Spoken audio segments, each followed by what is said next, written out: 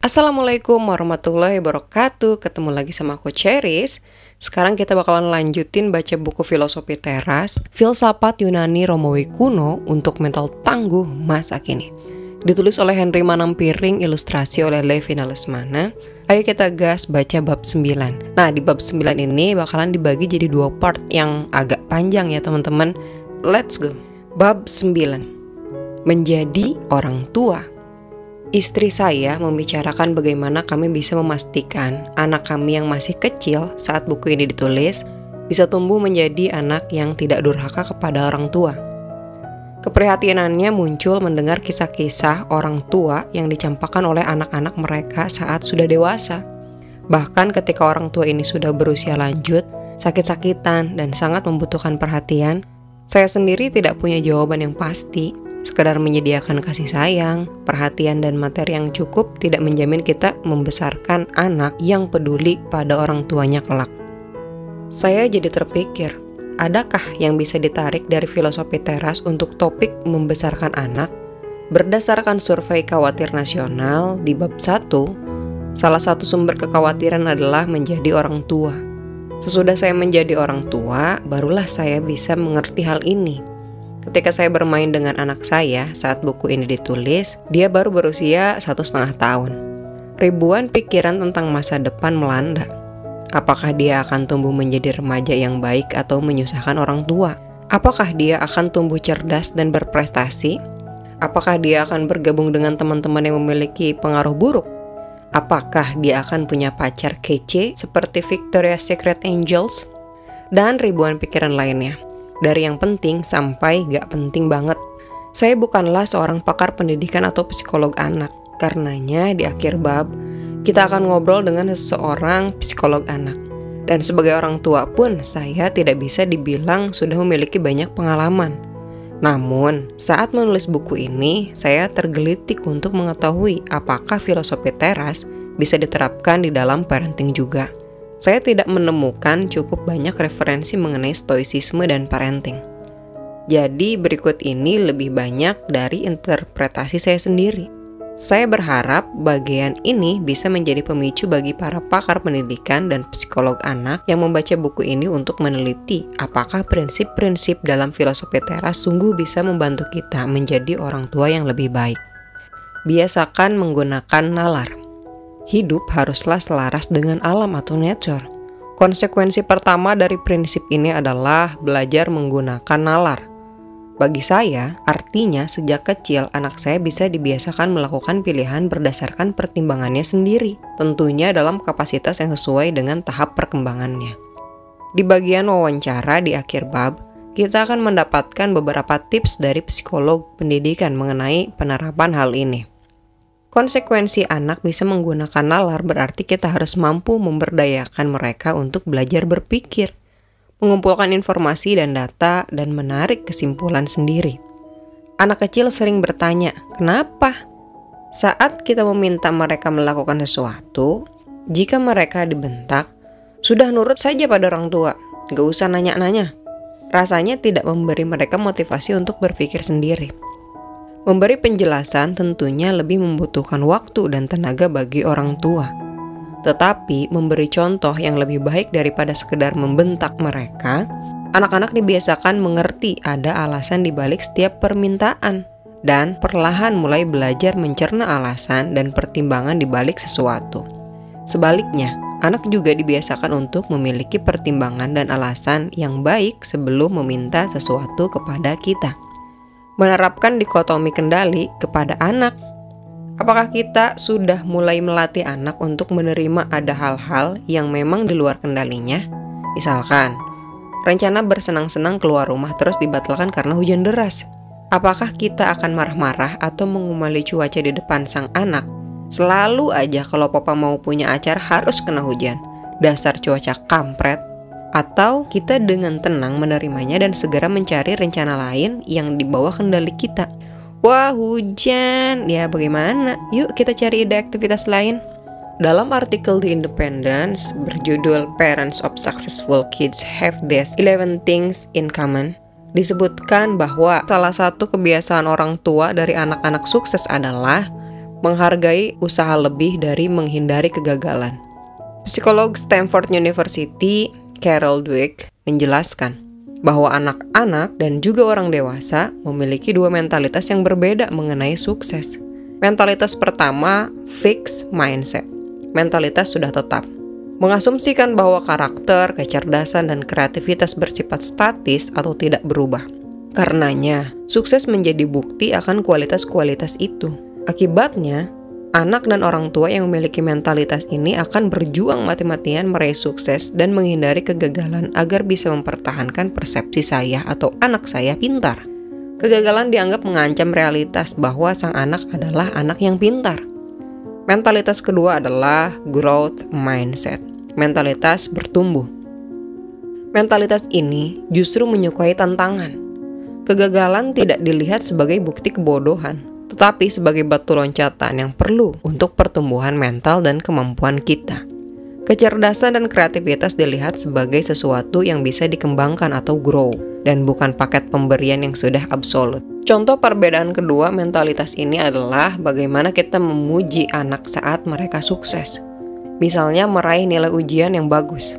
Jika kita berkata, "Wah, nilai kamu bagus sekali, kamu memang anak yang pintar." Ini akan melahirkan anak bermental fix. Anak mulai tumbuh dengan persepsi bahwa dia memang Anak mulai tumbuh dengan persepsi bahwa dia memang terlahir pintar. Loh, memang apa salahnya jika anak mengira dirinya pintar? Hal ini bisa berpotensi menjadi dua masalah. Yang pertama, jika dia akhirnya mengalami kegagalan, fixed mentality bisa membuatnya terguncang. Katanya saya pintar, kok saya gagal? Kedua, fixed mentality bisa mengurangi motivasi untuk berkembang, karena kepandaian dianggap sebagai superpower yang sudah tertanam sejak kecil.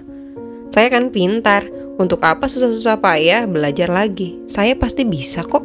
Alternatif lain memuji prestasi anak adalah dengan memuji usahanya atau effort. Misalnya, "Wah, nilai kamu bagus sekali, kamu pasti sudah bekerja keras untuk bisa mendapatkannya." Ketika sukses diatribusikan ke payah dan kerja keras, kita memberikan pesan bahwa kecerdasan dan bakat bukan sesuatu yang statis, tetapi bisa terus diasah. Inilah yang dimaksud dengan pola pikir growth atau bertumbuh. Anak dan orang tua percaya bahwa kemampuan diri bisa ditumbuhkan terus. Kegagalan tidak dilihat sebagai indikator seseorang terlahir bodoh, tetapi sebagai hambatan sementara yang bisa dilampaui dengan usaha. Konsep fixed mindset versus growth mindset ini sangat kompatibel dengan dikotomi kendali.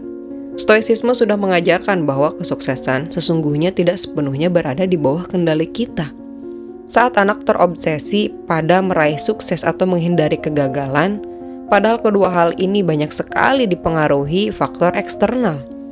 Apakah anak disiapkan menjadi realistis? Saat dia meraih sukses, apakah itu akan membuat dia menempuk dada? Ini karena saya memang pintar. Dan saat gagal meratapi, ini semua karena saya bodoh. Dengan mengalihkan fokus pada hal-hal yang berada di bawah kendali, belajar sungguh-sungguh, berlatih rajin, kita memberikan anak sesuatu yang bisa mereka kendalikan dan tingkatkan.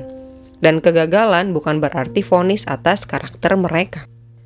Kita juga bisa mulai memperkenalkan kendali secara perlahan kepada anak. Misalnya, dari hal-hal kecil, seperti menentukan mau main apa hari ini atau mau memakai baju apa hari ini. Sebaliknya, kita juga mulai menjelaskan hal-hal di luar kendali dari hal-hal sederhana.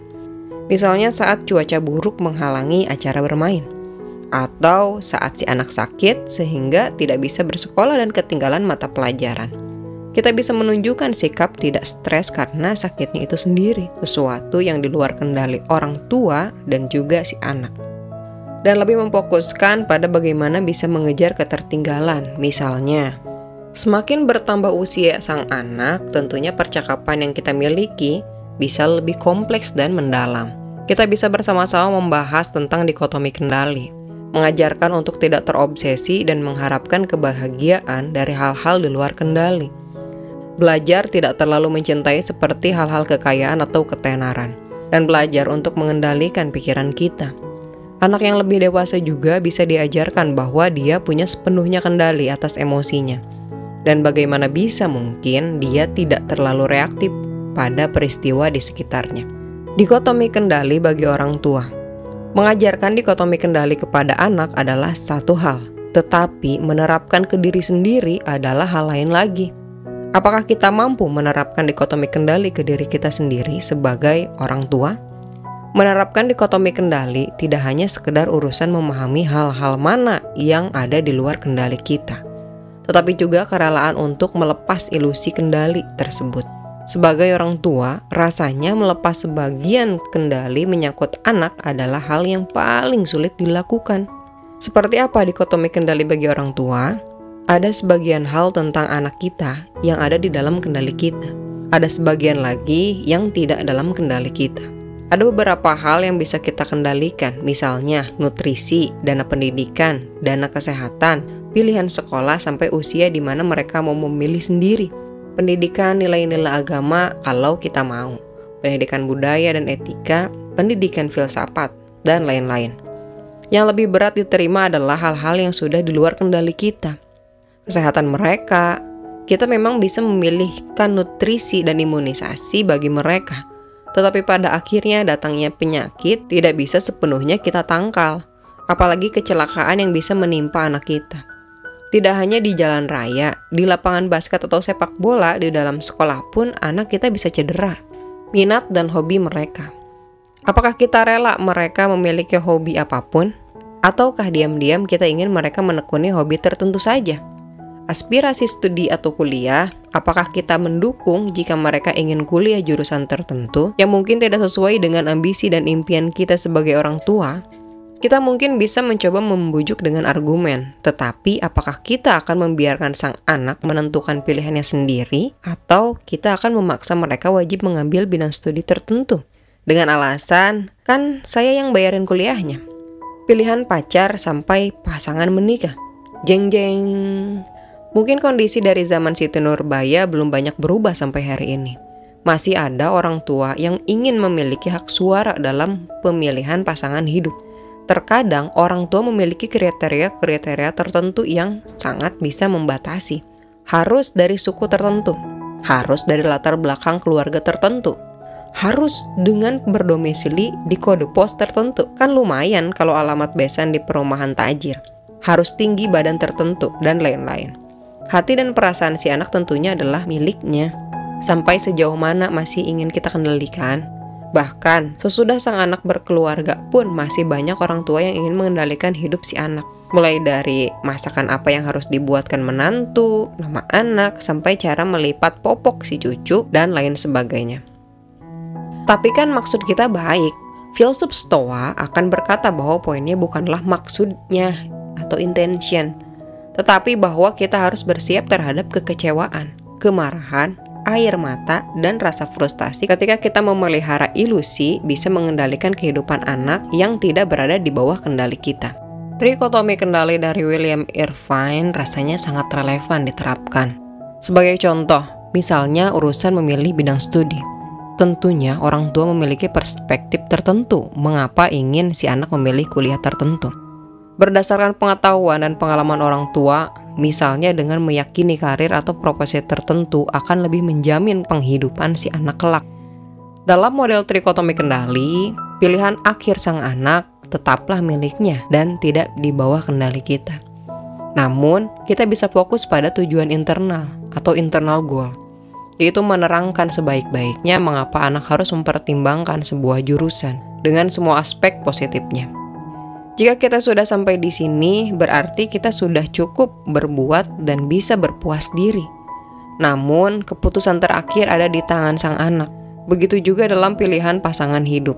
Pilihan hati bukan di bawah kendali kita. Tetapi kita bisa berbagi pengalaman kita dalam urusan relationship dan memberi nasihat dari perspektif kita. Sudah sampai di situ saja. Membekali dengan kebijaksanaan, bukan harta. Usahakanlah agar kamu meninggalkan anak-anak yang terdidik dengan baik dan bukannya kaya harta. Karena mereka yang terdidik memiliki harapan yang lebih baik daripada kekayaan si bodoh. Epictetus Discourses. Terdidik di sini memiliki makna yang jauh lebih luas dari sekedar pendidikan formal, tetapi mencakup pendidikan nilai-nilai dan filsafat hidup yang seharusnya datang dari orang tua. etos kerja keras, jujur, memperlakukan orang lain dengan baik, bangkit dari kegagalan, dan lain-lain. Tidakkah kita melihat ini di banyak kisah inspirasi orang-orang yang sukses, di mana mereka menjadi ulet, tangguh, tidak mudah putus asa, bijak dalam memperlakukan orang lain. Semua itu karena ditanamkan oleh orang tua sejak kecil, menurut Epictetus. Meninggalkan bekal ini kepada anak jauh lebih baik daripada meninggalkan warisan harta kekayaan kepada anak tanpa kebijaksanaan. Pendidikan bagi anak laki-laki dan perempuan.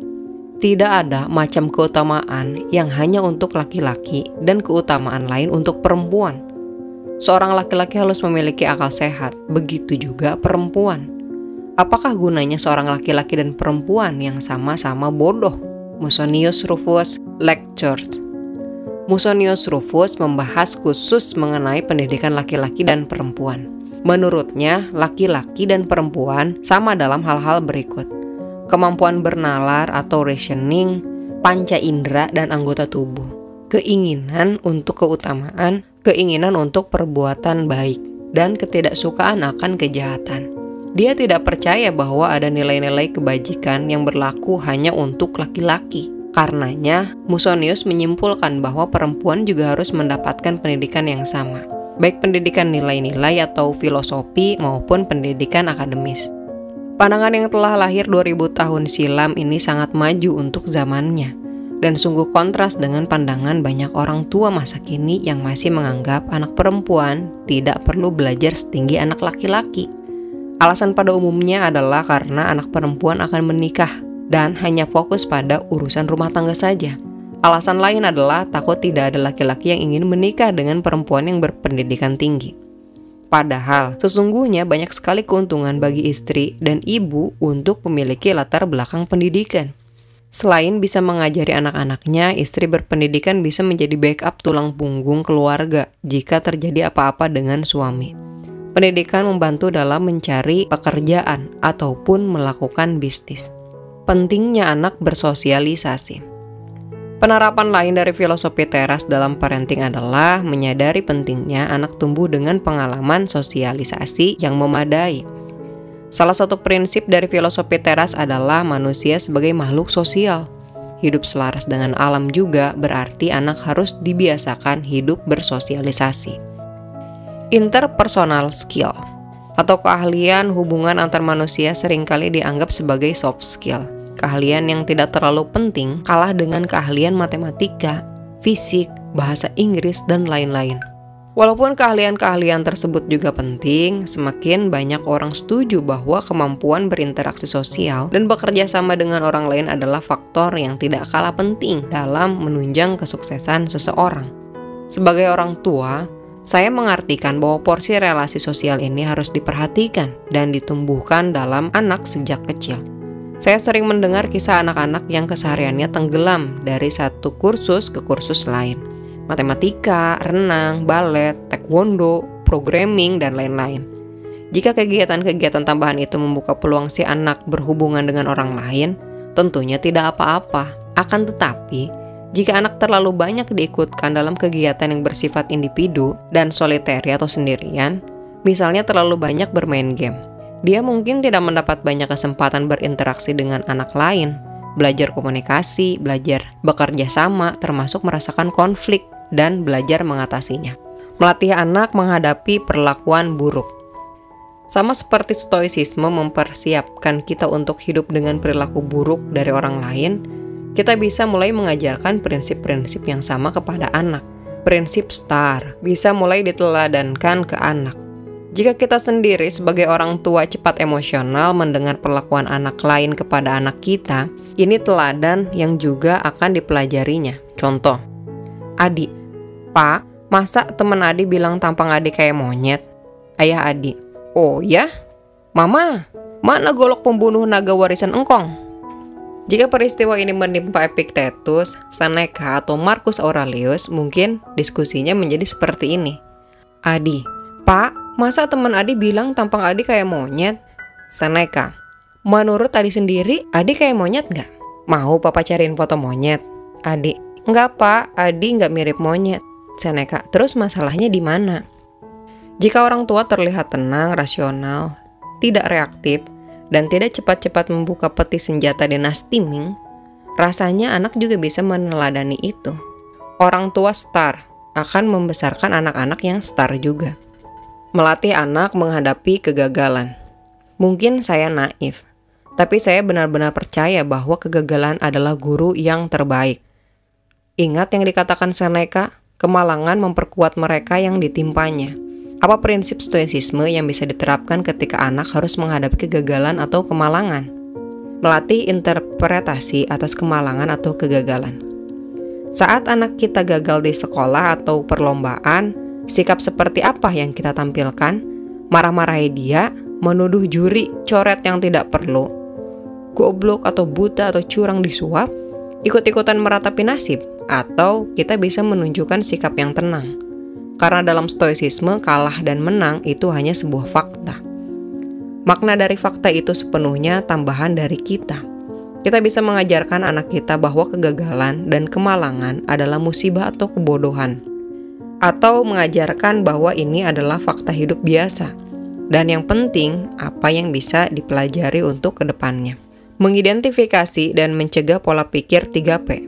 Personalization, pervasiveness, permanence pada anak.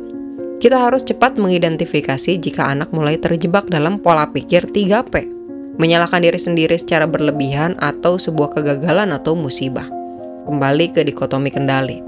Memperlebar masalah ke aspek hidup lain. Karena saya gagal mendapat nilai 10 di matematika, artinya saya anak yang bodoh di semua hal. Dan menganggap rasa kecewa akan berlangsung selamanya. Stoicisme adalah filosofi pragmatis dengan orientasi manajemen emosi melalui kendali nalar, persepsi, dan pertimbangan. Karenanya, ia bukan filosofi untuk orang dewasa yang pemikir saja. Prinsip-prinsipnya sangat relevan untuk ditanamkan sejak usia dini. Tentunya dengan memperhatikan tahap perkembangan daya tangkap si anak. Misalnya, istilah dikotomi kendali. Tidak perlu disebutkan kepada anak berusia 6 tahun tentunya. Tetapi esensinya bisa disampaikan dengan proses dialog dan tanya jawab. Ketika anak semakin dewasa, konsep-konsep stoicisme bisa disampaikan dengan lebih gamblang. Menghadapi kehilangan anak. Seseorang pernah berujar, tidak ada kesedihan yang lebih besar dari kesedihan orang tua yang harus menguburkan anaknya. Anak menguburkan orang tua adalah sesuatu yang lazim. Yang lebih tua harus terlebih dahulu meninggalkan yang lebih muda.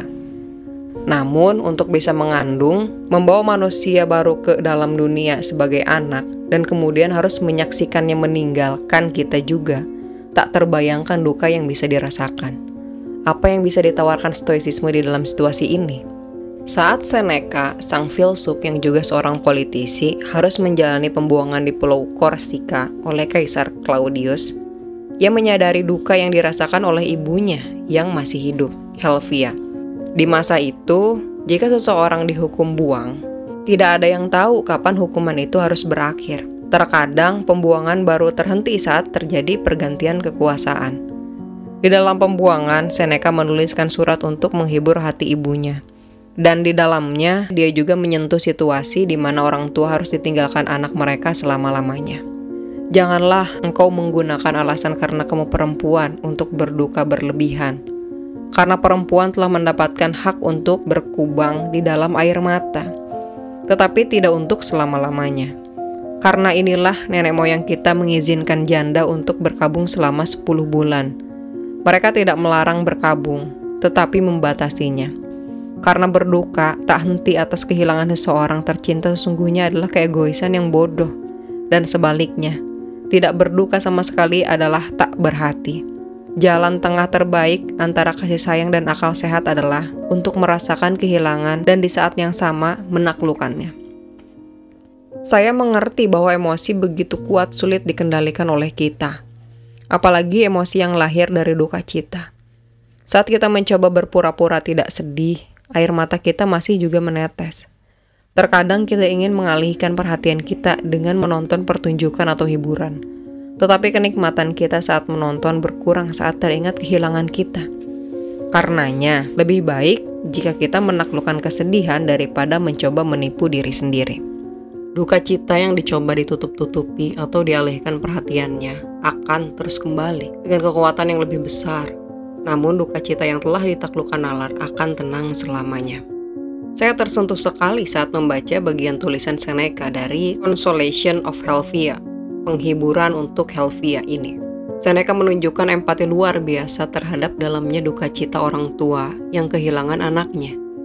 Tapi di saat yang sama tetap teguh bahwa nalar tidak boleh diabaikan, bahkan di situasi sesulit apapun. Ini berarti berani menghadapi duka cita itu, tidak lari darinya, atau berusaha menutupinya dengan mengalihkan perhatian. Duka cita itu dirasakan dan dihadapi. Namun, di saat yang sama, Seneca berkata bahwa kita tidak boleh sampai berlarut-larut di dalam kesedihan itu, bahkan sampai dibawa mati. Karenanya, kita harus menaklukkannya dengan nalar dan rasional. Prinsipnya sama dengan yang dibahas di dalam bab-bab sebelumnya, yaitu pengendalian sepenuhnya interpretasi, persepsi, value adjustment atas kehilangan kita. Bagi Stoicisme, meninggalnya seorang anak adalah sebuah fakta yang netral, bukan hal yang baik atau bukan hal yang buruk. Kemudian, manusialah yang menginterpretasikan dan memaknainya sendiri. Misalnya, anak saya meninggal karena hukuman Tuhan atas dosa-dosa saya. Anak saya meninggal karena kesalahan saya dan saya adalah ibu yang buruk. Anak saya dipanggil pulang. Ini sudah rencananya dan saya bersyukur ia pernah hadir dalam hidup saya. Bagaimana kita memaknai kehilangan anak kita itu sepenuhnya dikembalikan kepada kita. Kita bisa memaknainya dengan negatif dan menyiksa diri kita terus-menerus atau dengan positif, sehingga membawa keikhlasan dan ketenangan. Di dalam Stoicisme, pemaknaan dan interpretasi sepenuhnya ada di tangan kita. Demikian usaha saat menerapkan filosofi teras di dalam parenting. Besar harapan saya bahwa hal-hal tersebut bisa membantu kamu yang juga orang tua dalam menjalankan perannya dengan lebih positif dan tenang. Saya sangat berharap bab 9 ini bisa dibaca dan diperkuat lagi oleh mereka yang memang pakar pendidikan dan perkembangan anak. Nah teman-teman, kita masuk ke intisari bab 9. Prinsip hidup selaras dengan alam. Berarti juga hidup menggunakan nalar dan rasio kita. Orang tua bisa membantu anak membangun kebiasaan ini. Anak bisa diajarkan dikotomi kendali dalam menghadapi peristiwa hidup dengan teladan dari orang tua. Fixed versus growth mindset. Fixed mindset menganggap kecerdasan dan bakat adalah sesuatu yang statis, nasib. Growth mindset percaya kita semua bisa berkembang menjadi lebih baik lagi. Dikotomi kendali bagi orang tua. Apakah orang tua bisa menerima banyak hal dalam hidup anak mereka yang tidak ada di bawah kendali orang tua? Dalam filosofi teras, laki-laki dan perempuan memiliki anugerah nalar atau rasio yang sama dan sejajar. Dan karenanya, pendidikan laki-laki dan perempuan harus sama. Anak juga harus dilatih kemampuan hidup sosialnya, karena manusia adalah makhluk sosial. Melatih anak menghadapi perilaku buruk secara sehat dan rasional, termasuk dengan teladan orang tua. Bagaimana menghadapi duka kehilangan anak? Stoicisme mengajarkan berduka yang terkendali nalar. Nah teman-teman, kita lanjut ke bab 9 part 2. Itu wawancara dengan Astrid Peters, psikolog anak dan pendidikan. See you di next video. Bye-bye.